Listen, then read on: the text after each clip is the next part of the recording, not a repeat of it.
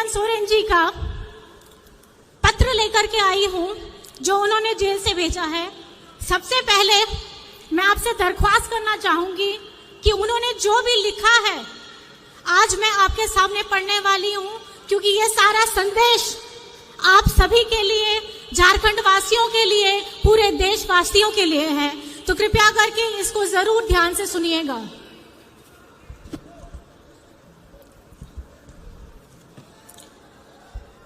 उलगुलान की धरती।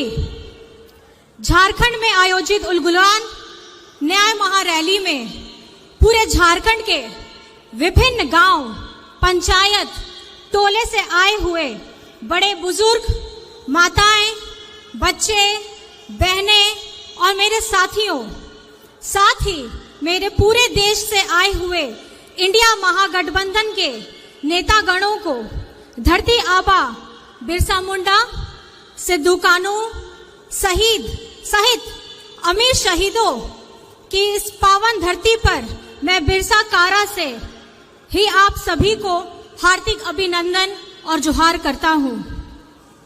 आज इस महारैली में मौजूद राज निर्माता दिशोम गुरु शिबू सोरेन जी को चरण स्पर्श करता हूं। साथियों, आज झारखंड उलगुलान रैली में आपके साथ नहीं हूं। आपको मालूम है कि विगत 4 सालों से विपक्ष मेरे विरुद्ध षड्यंत्र रच कर आखिरकार एक बेबुनियाद आरोप के में मुझे कई 2.5 महीनों से बिरसा जेल में बंद करके रखा है। और इसी प्रकार हमारे महागठबंधन दल के आम आदमी पार्टी के मुख्यमंत्री अरविंद केजरीवाल जी को भी उनके सहयोगियों के साथ दिल्ली के तिहाड़ जेल में डाल रखा है। साथियों, ये आजादी के बाद पहली बार है जब किसी पार्टी के शीर्ष नेता एवं मुख्यमंत्रियों को और मंत्रियों को चुन करके चुनाव के ठीक पहले सुनियोजित तरीके से बेबुनियाद आरोपों पर जेलों में डाला जा रहा है। खैर, कोई बात नहीं, मुझे आज जेल में रहते हुए भी खुशी हो रही है कि जिस लोकतंत्र की रक्षा और हक अधिकार की लड़ाई को हम लड़ रहे हैं, उसे हम ही नहीं बल्कि देश के और विभिन्न राज्यों के दल और क्रांतिकारी नेतागण वही लड़ाई लड़ रहे हैं। आज उलगुलान महारैली में आए क्रांतिकारी नेताओं की मौजूदगी इसका गवाह है कि आज इस उलगुलान महारैली के मंच पर आदरणीय मल्लिकार्जुन खड़गे जी, जो अभी नहीं है, राहुल गांधी जी, अखिलेश यादव जी, फारूक अब्दुल्ला जी, चंपई सोरेन जी, भगवत मान जी, तेजस्वी यादव जी, श्रीमती सुनीता केजरीवाल जी, दीपांकर भट्टाचार्य जी, संजय सिंह जी, श्रीमती प्रियंका चतुर्वेदी जी और विवेक गुप्ता जी का मैं पुनः अभिवादन करता हूं। साथियों, आज का ये झारखंड उलगुलान महारैली से झारखंडी भाइयों की के नाम ने से कई बातों का पता चल रहा होगा। जी हां साथियों, उलगुलान का मतलब ही है अब और नहीं चलेगी ठगों की सरकार, लोकतंत्र लूटने नहीं देंगे, संविधान खत्म नहीं होने देंगे, देश टूटने नहीं देंगे।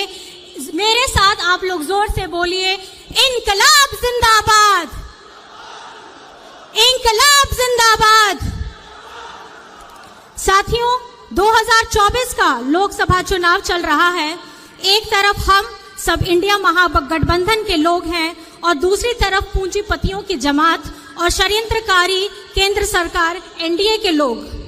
साथियों, आज देश एक विषम परिस्थिति से गुजर रहा है। विगत 2014 से केंद्र में भाजपा एनडीए की सरकार चल रही है और 2 बार देश की जनता ने एनडीए को सरकार बनने का मौका भी दिया।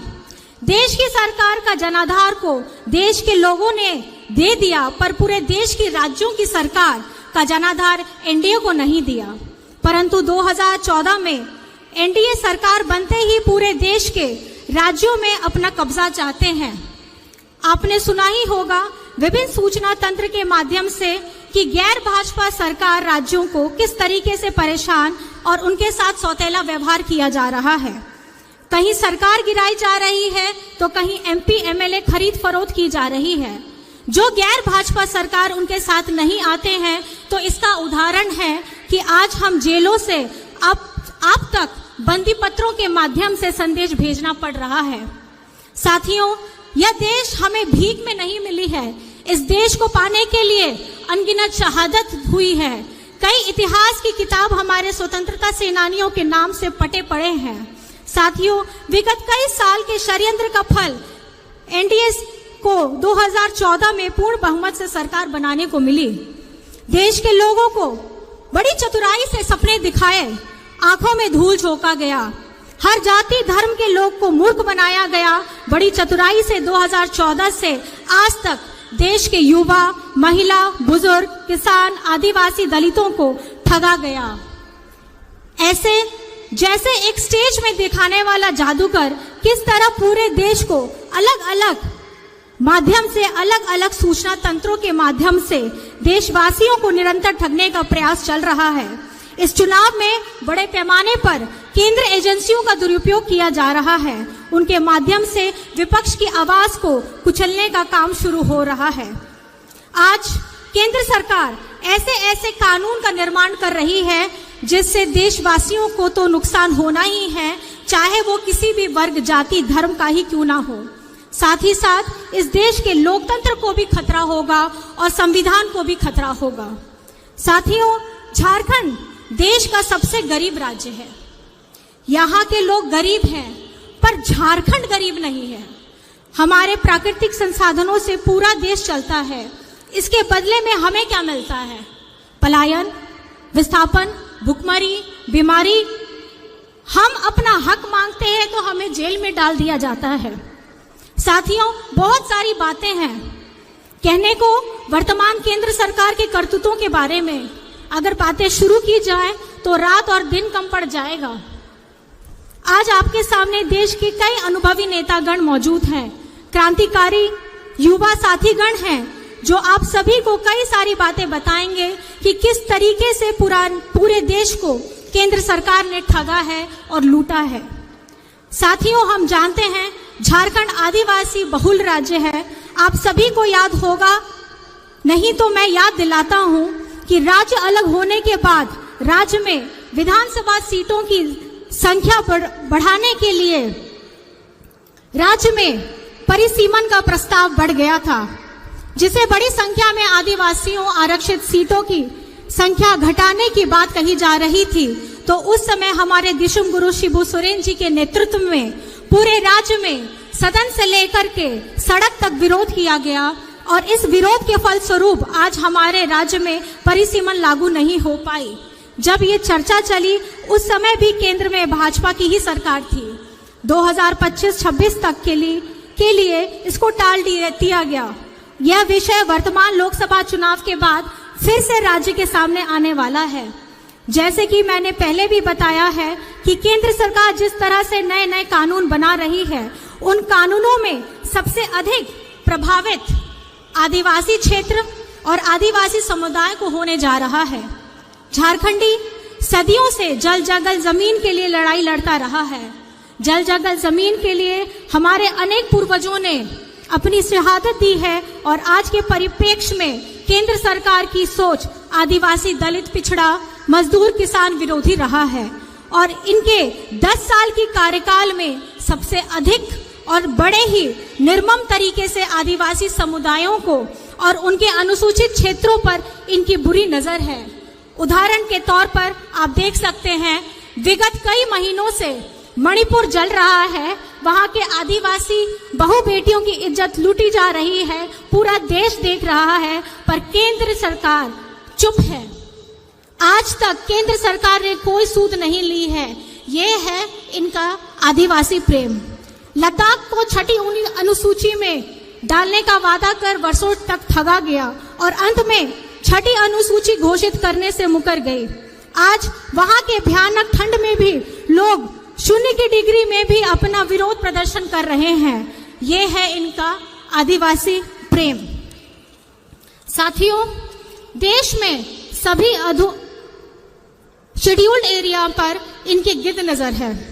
झारखंड में कई महत्वपूर्ण और संवेदनशील कानून लागू हैं, जैसे CNT act, SPT act, Wilkinson act इत्यादि। अगर एनडीए सरकार 2024 के चुनाव जीतती है तो राज्य और देश के आदिवासियों के ऊपर बहुत बड़ा खतरा बन जाएगा। इसलिए किसी भी कीमत पर झारखंड को बचाना है। साथियों, झारखंड में कुछ संवेदनशील मुद्दे हैं, जैसे सरना धर्म कोड राज्य में लागू किया जाना, खतियान आधारित स्थानीय और नियोजन नीति बनाना, पिछड़ों को 27% आरक्षण के लिए मार्ग प्रशस्त करना, स्थानीय भाषा और संस्कृति को पहचान दिलाने का कार्य करना इत्यादि। मैं इन विषयों पर विस्तृत में नहीं जा रहा हूं, पर यह कहना चाहूंगा कि ये सभी चीजें तभी लागू होंगी जब केंद्र की पूंजीपति और तानाशाह सरकार को केंद्र से बेदखल किया जाए। साथियों, मैं अपना यह संदेश समाप्त करने से पहले कहना चाहता हूं कि झारखंड वीरों की धरती है। हमेशा से झारखंड के मूलवासी आदिवासियों ने राज्य के हक अधिकार के लिए संघर्ष किया है, अपने संघर्षों का लोहा भी बनवाया है। झारखंड के लोग अपने हक अधिकार की लड़ाई तब तक लड़ते रहेंगे जब तक वो हासिल ना हो जाए। आज उसी संघर्ष का ये नतीजा है कि वर्ष 2000 में गुरुजी के नेतृत्व में हमें झारखंड राज्य मिला और उसी संघर्ष से ही राज्य अलग होने के बाद हम लोगों ने राज्य में महागठबंधन की मजबूत सरकार बनाई और अब मजबूत उलगुलान की आवाज करते हुए 2024 के लोकसभा चुनाव मजबूती से लड़ेंगे भी और जीतेंगे भी। जुमले वाली केंद्र सरकार की नाकामी, देश को ठगने वालों की और देश की अखंडता को तोड़ने की बातें करने वालों को इस झारखंड से भी खदेड़ा जाएगा और दिल्ली की गद्दी से भी खदेड़ा जाएगा। इन्हीं बातों के साथ आप सबको उलगुलान महारैली में आने के लिए बहुत बहुत आभार है। अब हम अपने झारखंड की इस प्रभात तारा मैदान से इतनी जोर से आवाज लगाएंगे कि होटवार जेल में बैठे हेमंत जी को पूरे झारखंड की आवाज सुनाई देनी चाहिए। जोर से हम लोग सब बोलेंगे, जय हिंद, जय हिंद, जय हिंद, जय झारखंड, जय झारखंड। दिशुम गुरु शिबू सोरेन जिंदाबाद, दिशुम गुरु शिबू सोरेन जिंदाबाद, हेमंत सोरेन जिंदाबाद, हेमंत सोरेन जिंदाबाद, हेमंत सोरेन जिंदाबाद। जेल का ताला टूटेगा, जेल का ताला टूटेगा, जेल का ताला टूटेगा, जेल का ताला टूटेगा, जेल का ताला टूटेगा। आप सभी को यहाँ आने के लिए अपने हृदय की गहराइयों से मैं आप सभी को आभार प्रकट करती हूँ। जोहार है। 26 वर्षों में 17,000 से अधिक डॉक्टर बना चुका बिहार एवं झारखंड के छात्रों एवं अभिभावकों के बीच सर्वाधिक विश्वसनीय एवं लोकप्रिय संस्थान गोल, नेशंस लीडिंग इंस्टीट्यूट। हमारा विश्वास गोल के साथ